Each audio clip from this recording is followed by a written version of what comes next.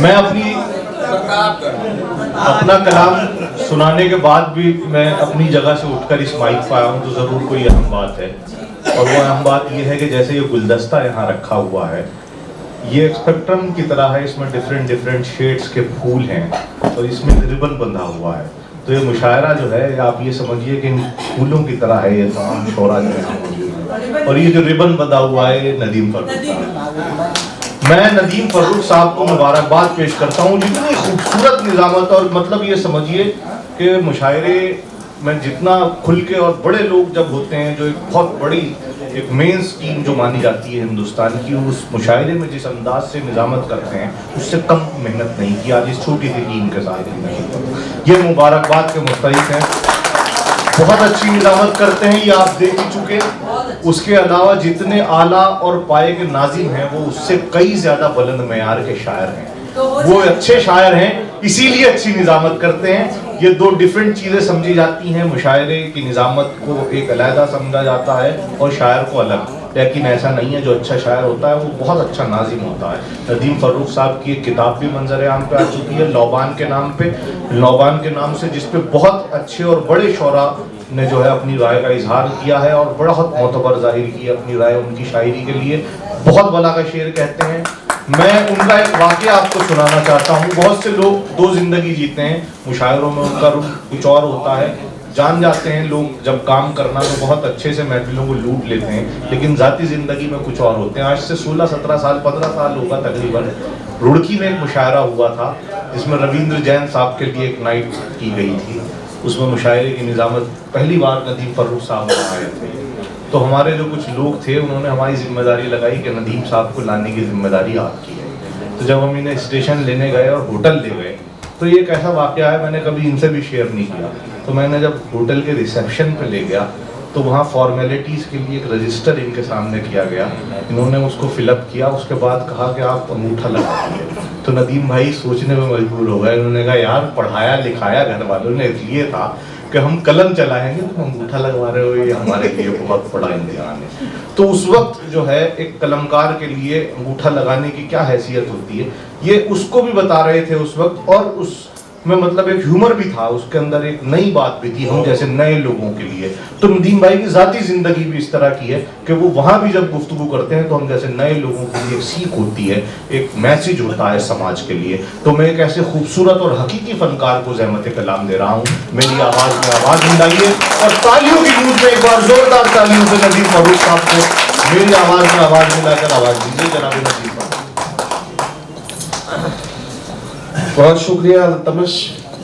चूँकि मेरे छोटे भाई हैं तो ये थोड़ी सी इन्होंने मेरी तारीफ में कुछ ज़्यादा लफ्ज़ खर्च किए। बहरहाल मैं अपने को इस लायक तो नहीं मानता, अलबत्ता ये ज़रूर है कि आप सब लोगों की दुआएं मिल जाती हैं तो मेरे भी बाल बच्चे पल जाते हैं, ये मामला है। अल्तमश जब बोलते जा रहे थे तो मुझे अपने एक शेर मुझे याद आया मेरी गज़ल का कि मुझको इंसान ही रहने दे फरिश्ता न बना, मुझको इंसान ही रहने दे फरिश्ता न बना, इतनी तारीफ भी मत कर के मैं पत्थर हो जाऊं, इतनी तारीफ भी मत कर के मैं पत्थर हो जाऊं। आप लोग इजाजत दें तो मैं चंद शेर आपके ऊपर 4 मिसरों से अपने सफर का आगाज करता हूँ। अल्तमश जमील असगर साहब से मशवरा करके बता दो मेरे हिस्से में कितना वक्त है, मैं उसके अंदर अपना काम मुकम्मल करूँगा। 3 मिनट। चलिए 4 मिसरों से अपने सफर का आगाज करता हूँ और यहाँ से मैं महसूस करूंगा कि आप अगर मुझे इन 4 मिसरों में ठीक से सुनेंगे तो मुझे लगेगा कि मुझे कितने शेर आपको सुनाने। मासूम से अवाम को पागल बना दिया, मासूम से अवाम को पागल बना दिया, मासूम से अवाम को मासूम से अवाम को पागल बना दिया, नफरत ने मेरे मुल्क को मक्तल बना दिया, जब भी बिछाई वक्त ने शतरंज की बिसात, पैदल को शाह शाह को पैदल, जब भी बिछाई वक्त ने शतरंज की बिसात, बहुत उम्दा, पैदल को शाह शाह को पैदल बना दिया, पैदल को शाह शाह को पैदल बना दिया, एक गजल का मतला पढ़ता हूं और उसके बाद 2-3 शेर मतला पेश करता हूं कि आदमियत का निगहबान बनाने के लिए, आदमियत का निगहबान, आदमियत का निगहबान बनाने के लिए कोई दरवेश हो सुल्तान बनाने के लिए, आदमियत का निगहबान बनाने के लिए कोई दरवेश हो सुल्तान बनाने के लिए तेरी तस्वीरें लगा रखी है दीवारों पर, मैंने कमरे को परस्तान बनाने के लिए तेरी तस्वीरें लगा रखी क्या मजमून है भाई, वाह वाह वाह वाह वाह। दोस्तों तालियों की गूंज में इस्तकबाल कीजिए इस शेर का। तेरी तस्वीरें लगा रखी है दीवारों पर, मैंने कमरे को परस्तान बनाने के लिए, पाकिस्तान का भी जवाब नहीं है, कमरे को परस्तान बनाने के लिए। और ये शेर ये शेर भी सुन लें कि मेरी किस्मत की ये दुनिया मुझे पहचानती है। सुनिएगा दोस्तों, तवज्जो से सुनिएगा शेर। तेरी तस्वीरें लगा रखी है दीवारों पर, मैंने कमरे को परस्तान बनाने के लिए, मेरी किस्मत की ये दुनिया मुझे पहचानती है। लोग मर जाते हैं पहचान बनाने के लिए।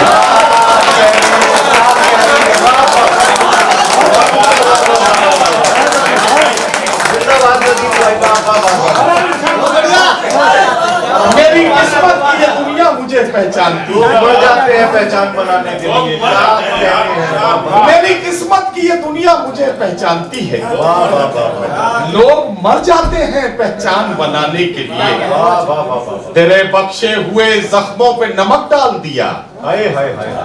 तेरे बख्शे हुए जख्मों पे नमक डाल दिया, अपनी तन्हाई को लोबान बनाने के लिए तेरे बख्शे हुए जख्मों पे नमक डाल दिया। कहने हैं अपनी अच्छा इस्तेमाल हुआ है। वाह वाह वाह वाह वाह। तेरे बख्शे हुए जख्मों पे नमक डाल दिया, अपनी तन्हाई को लोबान बनाने, अपनी तन्हाई को लोबान बनाने के लिए। वाह वाह वाह। एक गजल का और इंतखाब करता हूँ, अल्तमश जो गजलें मैं आमतौर पर मुशायरों में नहीं पढ़ता वही आज के लिए इंतखाब कर रहा हूँ। एक गजल और पढ़ता हूँ, बिलाल सुनो यार, ये इमरान भाई सुनिए। कुछ इस तरह से तेरे इश्क में फना हो जाऊं, कुछ इस तरह से तेरे इश्क मतलब में जरा सा साथ दे देंगे तो मेरा काम बन जाएगा, मेरा मूड बन जाएगा, तो ये गजल मुकम्मल कर। कुछ इस तरह से तेरे कुछ इस तरह से तेरे इश्क में फना हो जाऊं, हवा बनाऊं तुझे और मैं दिया हो जाऊं।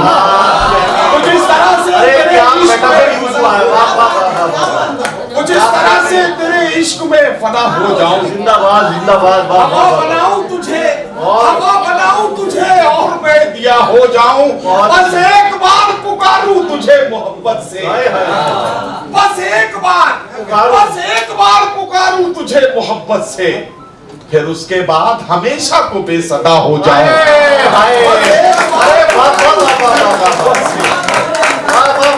बस एक बार पुकारूं तुझे मोहब्बत से। जिंदाबाद भाई जिंदाबाद।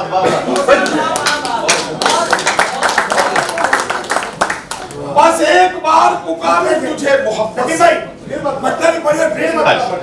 कुछ इस तरह से तेरे इश्क में फना हो जाऊं, हवा बनाऊं तुझे और मैं दिया हो जाऊं, हवा बनाऊं तुझे और मैं दिया हो जाऊं।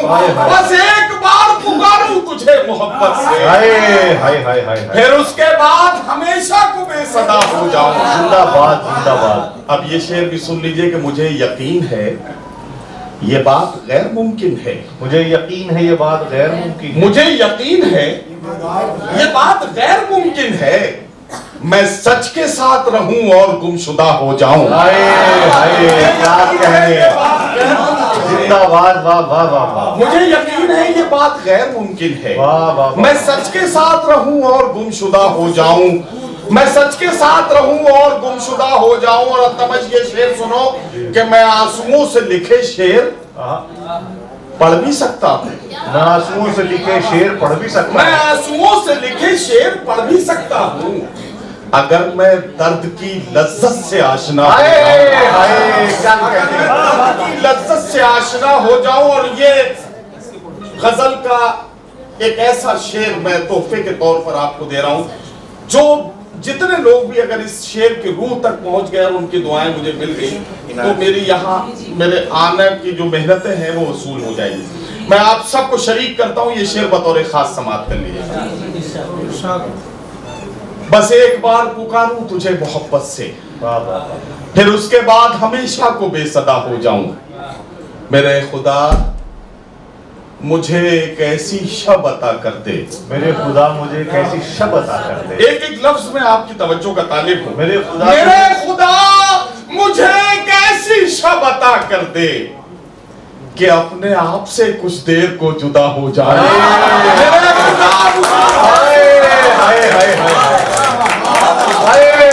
खुदा मुझे एक ऐसी शब अता कर दे। मेरे खुदा मुझे एक ऐसी शब अता कर दे कि अपने आप से कुछ देर को जुदा हो जाऊं, तो अपने आप से कुछ देर को जुदा हो जाऊं।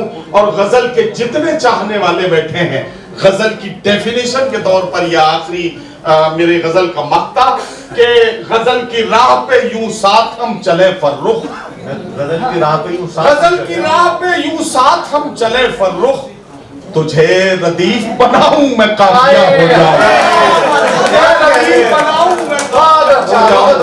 गजल की राह पे यूं साथ हम चले फर्रुख, तुझे रदीफ बनाऊं मैं काफिया हो जाऊं। बाबा चौधरी साहब मुशायरे के मेहमान खुसूसी हैं। मोहतरम निजामुद्दीन राइन साहब तशरीफ ले आए हैं। निजामुद्दीन भाई का हुक्म है, तो इनके हुक्म पर मुझे एक गजल का एक मतलब 2 शेर पढ़ने की और इजाजत दे दीजिए, और उसके बाद आपकी ज़हमत है तमाम, मैं वही काम पे लग जाऊंगा जो मुझे सौंपा गया। एक गजल के 2-3 शेर मुझे सुनाने। वो शख्स बाअमल था मगर जिद पाड़ गया। शायरी में, गजल में किसी का नाम लेने की जरूरत नहीं है। शायर शेर पढ़े और वो करेक्टर आपके सामने आ जाए, तब गजल का कमाल है। मैं गजल का मतलब पढ़ता हूं, यहां से आप एक एक करेक्टर आपके सामने आएगा, एक एक शेर। वो शख्स बाअमल था, अली भाई, वो शख्स बाअमल था मगर जिद पड़ गया, अपनों से दूर होके मुसीबत में पड़ गया। अब शेर सुने कि मिट्टी से अपनी जो भी वफाएं न कर सका, मिट्टी से अपनी जो भी वफाएं न कर सका, वो पेड़ आंधियों में जड़ों से उखड़ गया। मिट्टी से अपनी जो भी वो पेड़ आंधियों में जड़ों से उखड़ गया। और ये शेर बतौर खास सुन लीजिए कि उसने भी सबके साथ मेरी की मुखालिफत। निजामुद्दीन भाई, ये मंजर आप लोगों के सामने बार बार आता होगा। सियासी लोग तो बार बार कर्म से गुजरते हैं कि उसने भी सबके साथ मेरी की मुखालिफत, जिसके लिए मैं सारे जमाने से लड़ गया। उसने भी सबके साथ मेरी की मुखालिफत, जिसके लिए मैं सारे जमाने से लड़ गया। और जिस दिन मेरे उरूज की उसने खबर सुनी, जिस दिन मेरे उरूज की उसने खबर सुनी, उस दिन से उसका ज़हनी तवाज़ुन बिगड़ गया। बहुत अच्छा है। उस दिन से उसका ज़हनी तवाज़ुन बिगड़ गया। बहुत शुक्रिया हज़रात।